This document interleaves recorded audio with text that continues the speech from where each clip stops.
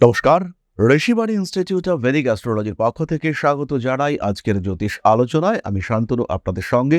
আলোচ্য বিষয় বিশুদ্ধ জ্যোতিষ, সমস্যা সমাধান, ব্যর্থতা, কারণ, পিছিয়ে পড়ার উৎস খুঁজে বার করব আমরা তুলা রাশি বা লগ্নের মানুষদের জন্য।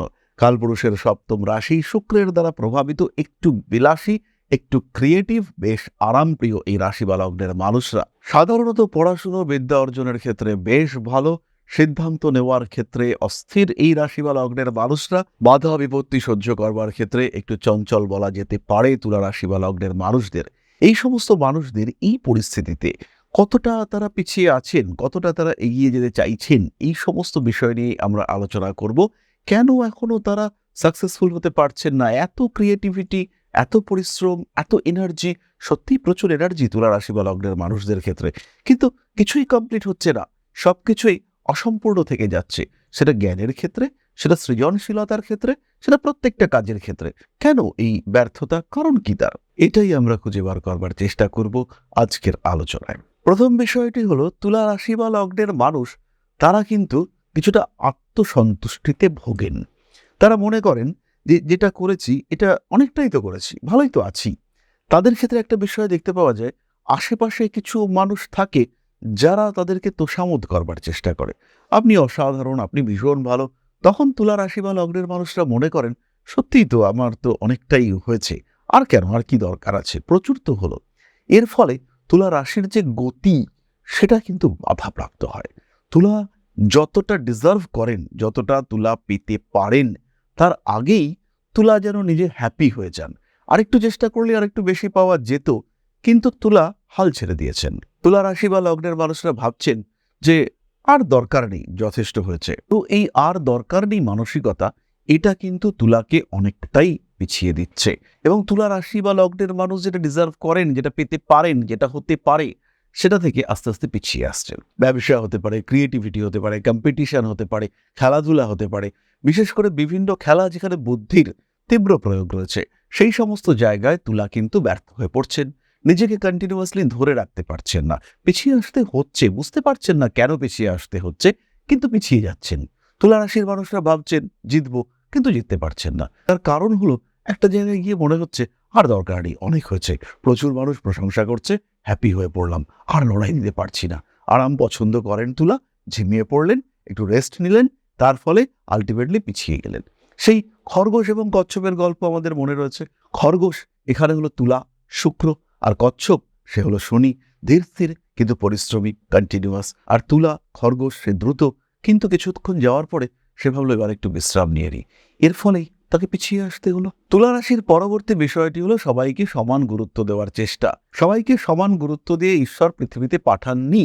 কারোর বুদ্ধি বেশি, কারোর আইকিউ বেশি, কারোর গায়ের রং ফর্সা, কাউকে দেখতে সুন্দর, কাউকে দেখতে ভালো নয়। এরা প্রত্যেকের প্রতি ভগবান কিন্তু সুবিচার করে পাঠায়নি। তাই তুলা রাশি বা লগ্নের মানুষদের সেই দায়িত্ব নেই যে প্রত্যেকটা মানুষকে সমানভাবে দেখা দরকার রয়েছে। তাই এই ইকুয়ালিটি, এটা তুলার বৈশিষ্ট্য, এটা তুলার গুণ, কিন্তু এটাই কিন্তু তুলার ক্ষেত্রে দোষে পর্যবসিত হয় যখন সেটা অতিরিক্ত হয়। শাস্ত্রে বলা রয়েছে, সমত্তং তুলায়াহা ধর্মহা তদাতিরেক বন্ধনম, অর্থাৎ সমতা তুলার ধর্ম, কিন্তু সেটাই যদি অতিরিক্ত হয় তাহলে সেটা বন্ধনে পর্যবসিত হয়। সেটাই কিন্তু তুলার ক্ষেত্রে সবচেয়ে বড় বাধা সৃষ্টি করে। সবাইকে ফিলিংস অফ ইকুয়ালিটি দিতে গিয়ে তুলা নিজেই নিজেকে বঞ্চিত করে ফেলেন। আত্মবিশ্বাসের একটা ঘাটতি থাকে, কোথায় যেন আত্মবিশ্বাসের ঘাটতি রয়েছে, বাইরে তার প্রকাশ নেই, কিন্তু খুব কাছের মানুষরা বুঝতে পারছে যে এই লোকটার কনফিডেন্স লেভেলে ঘাটতি রয়েছে, এই লোকটা সবকিছু করতে পারে না, সবকিছু বলতে পারে না, এই লোকটা একটু মুখ চোরা। এটা কিন্তু তুলার ক্ষেত্রে একটা বড় সমস্যা সৃষ্টি করে। তুলা রাশিকে আশেপাশের মানুষরা বেশ সহজেই জাজ করে নিতে পারেন। তুলা রাশির ক্ষেত্রে আমরা বহুবার দেখেছি একটা দ্বিমুখী সত্তা রয়েছে। এই দ্বিমুখী সত্তার একটা দিক খুব পরিষ্কার, সেই দিকটাকে মানুষজন খুব সহজেই জাজ করে নিতে পারে। আর আরেকটা দিক, সেটা কিন্তু অতটা পরিষ্কার নয়, সেটাকে জাজ করা যায় না। কিন্তু যে পার্টটাকে জাজ করা যায়, সেটুকুকে জাজ করেই বাইরের লোকজন তুলাকে ডমিনেট করতে শুরু করেন। আর তুলা রাশির মানুষদের আরেকটা ধর্ম রয়েছে, তারা ঝামেলা পছন্দ করে না। তাদের এই সংঘাতে যাব না, এই মেন্টালিটি, সেটাই কিন্তু তুলা রাশি বা লগ্নের মানুষদেরকে অনেকটাই পিছিয়ে দেয়। লড়াই করলে তুলা জিতবেই, তুলার লজিক একদম ঠিকঠাক, সেখানে কোনো রকম কোনো সংশয় সমস্যা নেই। কিন্তু তুলা সংঘাত এড়িয়ে যেতে পছন্দ করে। সামান্য ক্ষতি সে বরদাস্ত করে না, আর এই সংঘাতে না যাওয়ার কারণে ক্ষতি কিন্তু অনেকটাই হয়, বেশ বেশি ক্ষতি হতে দেখতে পাওয়া যায়। আরেকটি বিষয়, বায়ুতত্ত্বের রাশি হওয়ার জন্য তুলার ক্ষেত্রে আমরা দেখতে পাই তুলা রাশির মানুষদের মধ্যে কিন্তু একটা ভোলাটাইল বিহেভিয়ার দেখতে পাওয়া যায়। কখনো অত্যন্ত আত্মবিশ্বাসী, আবার কখনো সেই আত্মবিশ্বাস কোথায় খুঁজে পাওয়া যাচ্ছে না। তুলা রাশি বা লগ্নের মানুষরা নিজেদেরকে অত্যন্ত দুর্বল ভাবতে শুরু করেছেন। কখনো তিনি ভীষণ স্ট্রং, কখনো তিনি ভীষণ দুর্বল।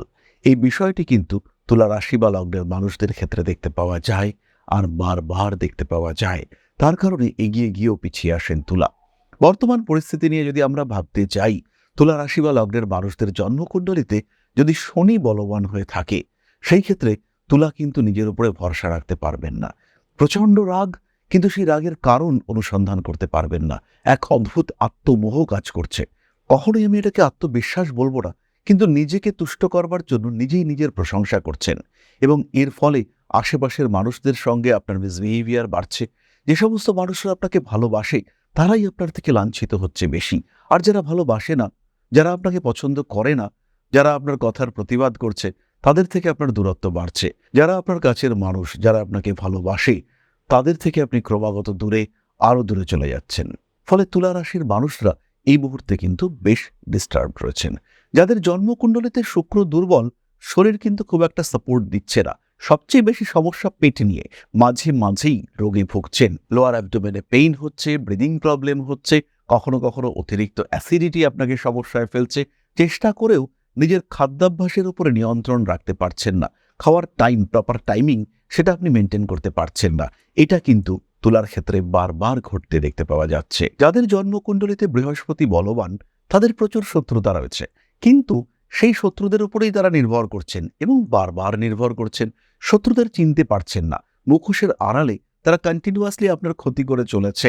হয়তো তাদের অ্যাক্টিভিটিস আপনার জন্য পজিটিভ, কিন্তু তাদের কারণে আলটিমেটলি আপনার ক্ষতি হয়ে চলেছে, এবং সেই ক্ষতি আপনি অ্যাভয়েড করতে পারছেন না। তার ফলে আপনাকে পিছিয়ে আসতে হচ্ছে, আপনার অগ্রগতি সেটা বাধাপ্রাপ্ত হচ্ছে। একটা পরিকল্পনা করছেন, এই কাজটা এইভাবে করা উচিত, এই কাজটাকে আমরা এইভাবে নামাবো, কিন্তু সেই মানুষটির জন্য, আপনার টিমের পার্ট সেই মানুষটির জন্য এই কাজটাকে কমপ্লিট করা যাচ্ছে না, কারণ সেই মানুষটি সিস্টেম মানতে চাইছে না, আর আপনি তাকে শাসন করতেও পারছেন না, কারণ আপনার তো বৃহস্পতি পীড়িত হয়ে রয়েছে। আবার জন্মকুণ্ডলিতে শনি বলবান, আপনি ত্যাগ করছেন সবকিছুতেই নিষ্পৃহ। কোনো কিছুর প্রয়োজনীয়তা রয়েছে, কোনো কিছুকে গ্রহণ করতে চাইছেন, এই ব্যাপারটাই নেই। পরিবর্তে কি হচ্ছে, সবকিছুই যেন উজাড় করে দিচ্ছেন। শনি বলবান, নিজের কথা ভাবতে চাইছেন, জোর করে ভাবছেন, ঠিক করেছেন আমি নিজের কথাই ভাববো, আমি আত্মকেন্দ্রিক হব। ইউনিভার্স আপনাকে সবকিছুর থেকে দূরে সরিয়ে দিচ্ছে, সব থেকেও আপনি রিক্ত হয়ে পড়ছেন। এই ঘটনা আপনার ক্ষেত্রে দেখতে পাওয়া যাচ্ছে।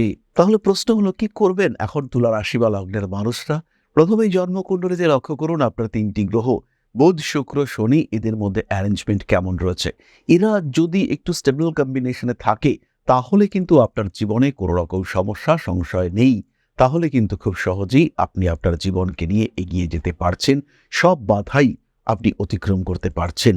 কোনো রকম স্ট্রেস, টেনশন, অ্যাংজাইটি আপনার ক্ষেত্রে কাজ করছে না। রীতিমতো শান্তিতে আছেন আপনি, রীতিমতো ভালো আছেন আপনি। এই বিষয়ে কোনো সংশয় কিন্তু আপনার ক্ষেত্রে নেই। তাহলে জন্মকুণ্ডলিতে শুক্র, বুধ এবং শনি এরা যদি বলবান না থাকে, তাদেরকে একটু এনার্জাইজ করবার চেষ্টা করতে হবে। স্পেশালি শুক্র এবং বুধকে একটু এনার্জাইজ করতে পারলেই কিন্তু তুলা রাশি বা লগ্নের মানুষদের এই সমস্যাগুলো কাটবে। তার সঙ্গে সঙ্গে প্রয়োজন সাপেক্ষে মঙ্গলের দিকেও নজর দেওয়া যেতে পারে। রুদ্রাভিষেক করতে হবে, শিব পুজো করতে হবে, এটা অত্যন্ত পজিটিভ।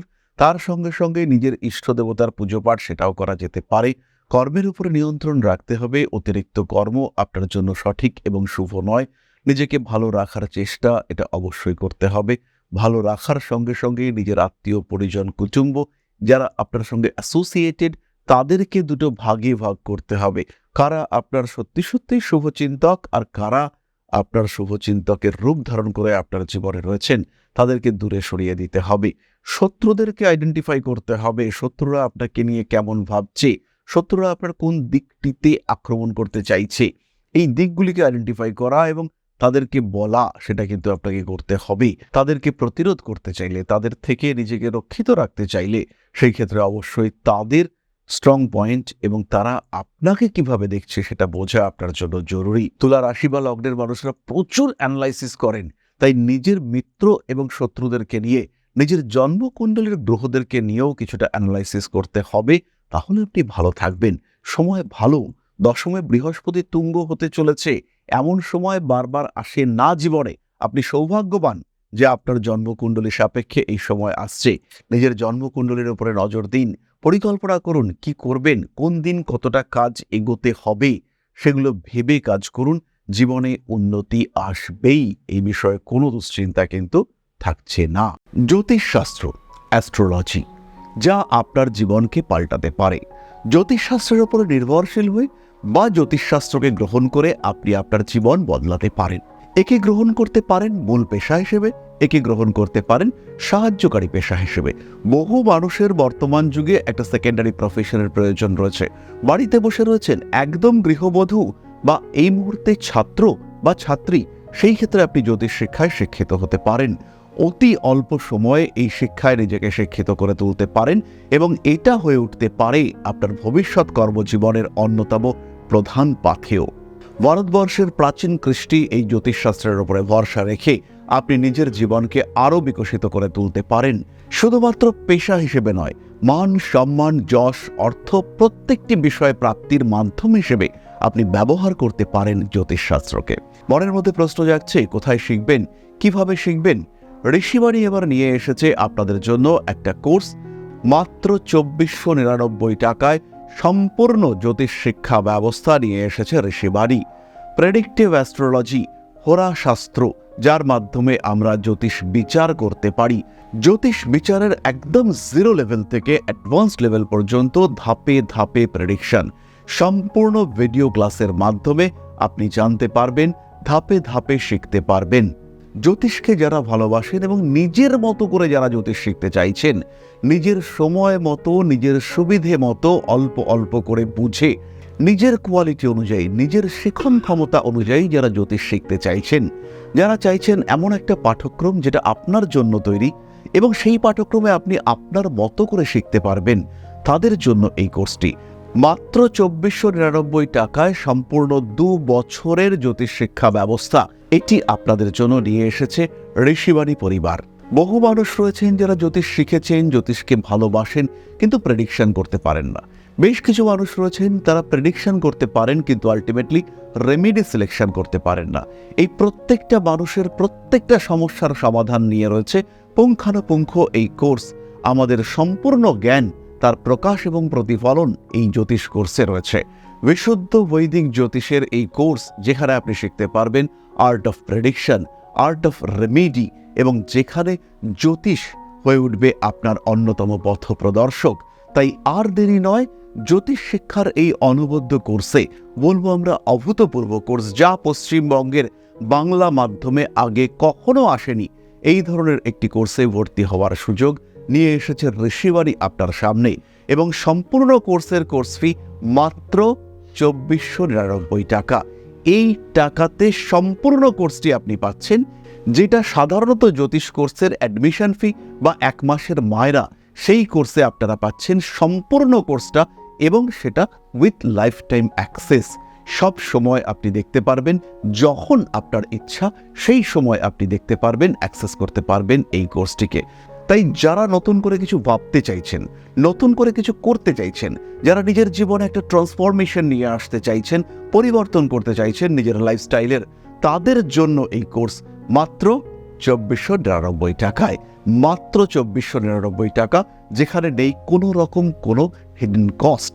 শিখবার জন্য সম্পূর্ণ এই কোর্সটি ২৪৯৯ টাকায়। সংযুক্ত হন আমাদের এই কোর্সে। এখন আপনার বর্তমান এবং ভবিষ্যৎ আপনার হাতে। ঋষিবাণী রয়েছে প্রতি পদক্ষেপে আপনার সাথে। আজই কল করুন আমাদের কন্ট্যাক্ট নাম্বারে, ভর্তি হন আমাদের এই অভূতপূর্ব কোর্সে। বাংলা মাধ্যমে সর্বপ্রথম ঋষিবাণী পরিবার নিয়ে এসেছে এই ধরনের জ্যোতিষ শিক্ষার সুযোগ। তাই আর দেরি নয়, অনেক হয়েছে অপেক্ষা। এবার জ্যোতিষ হয়ে উঠুক আপনার পথপ্রদর্শক। ভালোবাসেন যদি এই সাবজেক্টকে, আপন করে নিন ঋষিবাণীকে।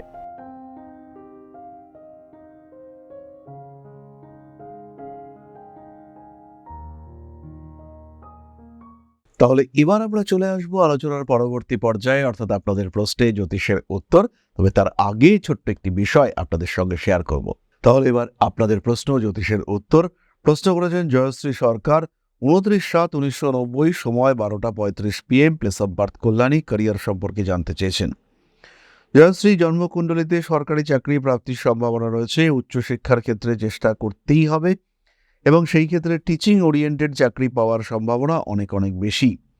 বাবার শরীর স্বাস্থ্য নিয়ে অল্প বিস্তর দুশ্চিন্তা, তার কারণে ক্যারিয়ারে কিন্তু প্রভাব পড়বে। যদি সরকারি চাকরি পাওয়া না যায় সেই ক্ষেত্রে খুব দেরি না করে 2027 সালের শেষে বেসরকারি চাকরিতে জয়েন করা যেতে পারে। চাকরি লাগবেই, না হলে কিন্তু আসবে ডিপ্রেশন। তাহলে আজকের আলোচনা আমরা আর দীর্ঘায়িত করব না। সবাই সুস্থ থাকুন, ভালো থাকুন। মা শ্রী শ্রী আদিশক্তির আশীর্বাদ বর্ষিত হোক আপনাদের উপর। সমৃদ্ধ, আরো সমৃদ্ধ হয়ে উঠুক আপনাদের প্রত্যেকের জীবন। জয় মা আদিশক্তি। নমস্কার। ওং अकारादि पंचाशद्वर्णेभ्यो स्वाहा। ओं प्रतिपादादि तिथिभ्यो स्वाहा। ओं कृष्णपक्षाय स्वाहा। ओं शुक्लपक्षाय स्वाहा। ओं अमावस्याय स्वाहा। ओं पूर्णिमाय स्वाहा।